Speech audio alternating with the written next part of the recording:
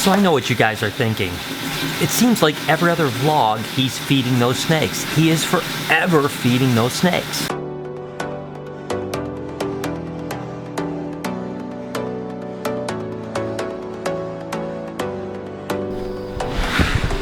And the truth is, I am kind of forever feeding these snakes. You know, there's a couple things here. One is the fact that I have to feed these particular snakes twice a week. Usually every Monday and Wednesday, or Monday and Thursday, depending on how my week goes, these animals get fed. The other thing, with the amount of snakes that we have, it would really be impossible to feed all of our snakes in one day and then not have to worry about the rest of the week.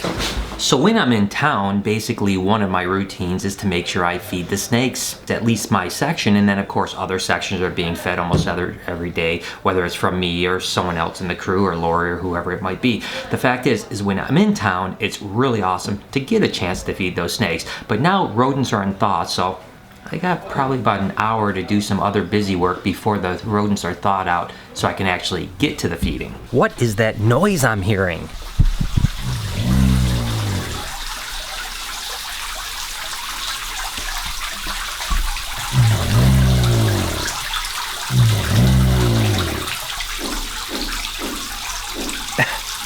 Do you hear RJ? He's bellowing. That's awesome. That is so cool. That just kind of made my day. I love that. That is so awesome. You don't hear RJ bellow that often, and for him to be so vocal about it was really amazing. Anyways, guys, what can I do with this hour before I need to start feeding? Trust me, I can always fill it up with things to do, but I think I'm going to take a little bit of a break and show you guys a few animals. In particular, some people asked me about some Australian pythons, so let's take a look and see what we have here. Of course, these guys are, this one's in shed right here. But these guys are, of course, a smaller species of Australian python, and there's really a handful of species. There's spotteds, there's children's, there's Stimsons, and then there's anthills. These are the spotted pythons, or maculosa. And I'll show you another one right here. That's really pretty too. The thing that's nice about these guys is that if you want to keep a python, but you don't want a big python, this is an adult right here. This is as big as they get, so that's really cool. And of course, there's a handful of like polygenic mutations, but this is actually a recessive mutation called a granite, where it's just basically got a really interesting pattern, and that's a recessive mutation. We also work with children's pythons right there. So you can see the children's pythons are a little bit more reddish colored, that kind of brick look to them or something like that. And their pattern is even a little bit more faded than the spotted pythons. But as babies, they look pretty similar, to be totally honest with you. And again, these guys are, oh, gee, what is he doing? Okie dokie then.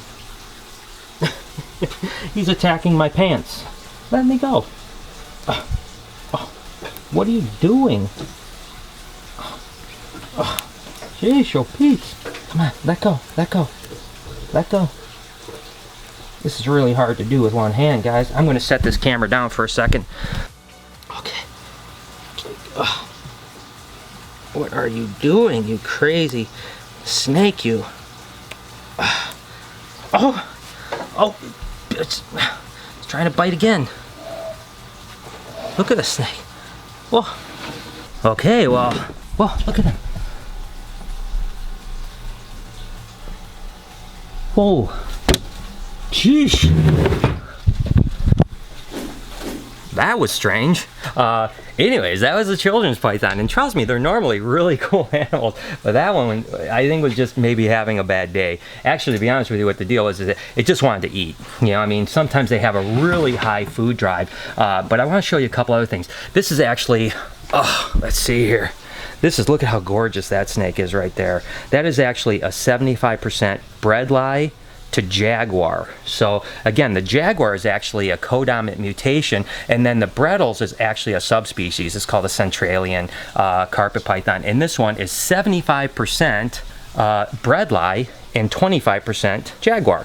So there you have it. But look at how beautiful that snake is. So we work with a handful of different, carpet type stuff. I'll even show you guys. Hang on one second. Let me just get this guy back in his cage. I'll even show you guys an albino. There, take a look at that. That's an albino carpet python right there. But we also have, take a look at these guys. Nope, that's not one. Take a look at that one. Woo! That's actually a diamond python right there. What a beautiful snake, huh? Yeah, I absolutely love diamond pythons. They're absolutely gorgeous. So we work with those guys. So those are a handful of our Australian animals, and I'll even show you. Let's see here. I'll show you a little Woma python too, which are really cool. These guys are just beautiful animals. Come on, buddy. Anyways, it's in there. It's there it is, right there. So a Woma python, and these guys, look at the cool pattern on them, huh? Let me show you one more python down here, and then I'll actually show you a baby Woma python that's really, really cool. Let's see here. What was the one I wanted to show you guys? And that's a jungle carpet python. Look at how beautiful that black and yellow is. Black and yellow, black and yellow. I mean, of course it tipped its water, so we're gonna have to clean this cage and give it a new fresh water. Probably the best thing for these guys is to be honest, use these like heavier crock bowls so that they can't flip them. But anyways, there's a handful of Australian pythons that I work with. A little feisty little monkey, children's, and a bunch of other cool stuff. But let's go take a look at some baby Woma pythons. And here they are right there. Take a look at that. Look at how cute that little baby is, huh? That is a little baby Woma python. That's probably only about maybe 8 weeks old or so. So we hatched a clutch of them earlier, and they're just super, super cute, huh? I mean, they're really neat. So there we are, Australian pythons. I'm going to get back to some other actual work for the next little bit before I have to start feeding bluebirds.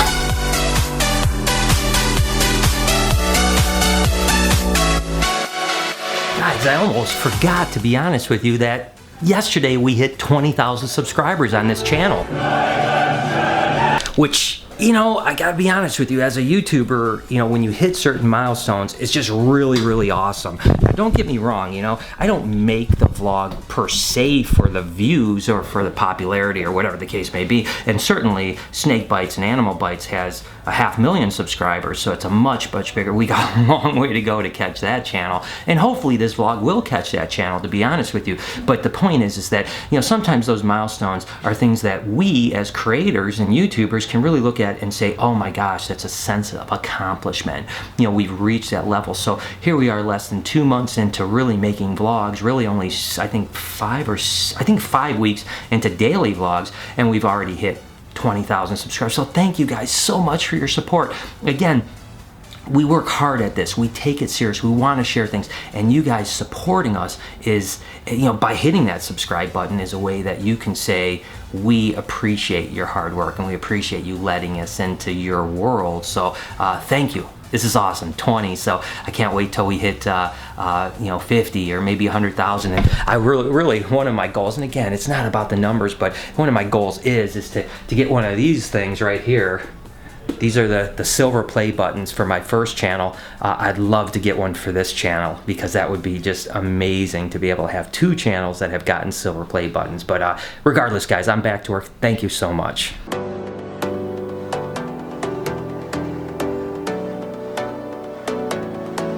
You know, I'm fortunate enough to be surrounded by animals all the time, just getting ready to feed some snakes, and sometimes I wonder, and this is a question I'm going to ask you guys, is if you had an unlimited budget, you were just rich beyond belief, what animal would you want to keep?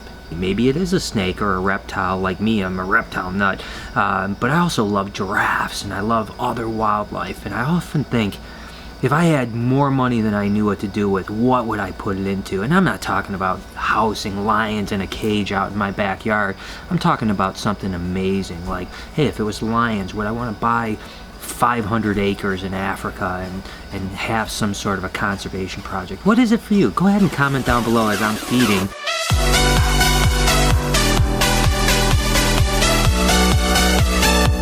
So basically, you know, I love all wildlife, and just as I'm feeding, I'm trying to think, what would I do? You know, I love rhinoceros, you know, but it's not very practical to keep them. Although there are some really important conservation projects. When I was over in Africa last year, it was really devastating to see what's happening with the rhino horn situation. Elephants were really cool, played with those, but lions and tigers, they're amazing. You know, I've always been a big shark fan, but you can't really keep a shark, can you? And actually, you know, not to get too crazy on you guys, but there are a few animals that I'm not a big fan of in any kind of captivity, really. I mean, I understand. I'm a big advocate for zoos and wildlife parks because I think they do serve a purpose that is pretty important. But I really don't like to see any porpoises, dolphins, whales, anything in captivity. And listen, I'm not about the whole whitefish situation or blackfish situation, but what I am interested in is the intelligence level. It seems to me that porpoises are extremely intelligent, and I'm not a big fan of that in captivity. But I don't want to get into that too much. But the other thing that I'm, ironically enough, not a real big fan of is primates in captivity. I love primates. I mess with them. I think they're incredible animals, very intelligent, and it's important for us to be out there teaching people about the conservation problems with especially the great apes and orangutans and things like that. And you know, listen, zoos do kind of expose people to those animals, and then they learn about them, they start to love them, and then maybe they're going to help with conservation. That being said, I've never really met a captive monkey, whether it's a small monkey or all the way up to a large ape, that doesn't seem a little messed up about being in captivity. So anyways, I digress. I've got to get back to work. I got to get back.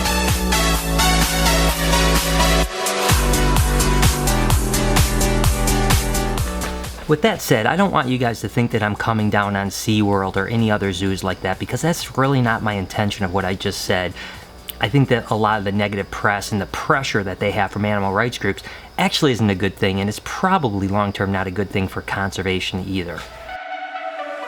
Back on that topic, just because I'm an advocate for zoos and aquariums doesn't mean that I give them a free pass. If their animals aren't cared for, then they don't deserve a free pass. They do amazing things, but they still need to be held to a high standard for the animal's welfare. You know what? Before you guys get into the Brian's a hypocrite, look at he keeps snakes in boxes, don't try to tell me that reptiles are the same as a dolphin or a lion or a chimpanzee, because they're not. Very different animals. They actually thrive in small spots. They live their entire life crammed in the roots of trees. So I just don't want that hypocrisy out there, okay? So just keep that in mind. You know, let me reframe that question. You know, I kind of hate for anyone to think about animals as ownership only. There's so many bigger issues, so let's try something a little bit different. Let's take a whole different angle on this. Let's say that you had unlimited funds to save a particular type of animal, or to put money towards conservation of one type of animal. So this way we take out the ownership part, we take out the zoos and the aquariums and all that other stuff, and if you had the ability and the resources to save that animal, what would it be?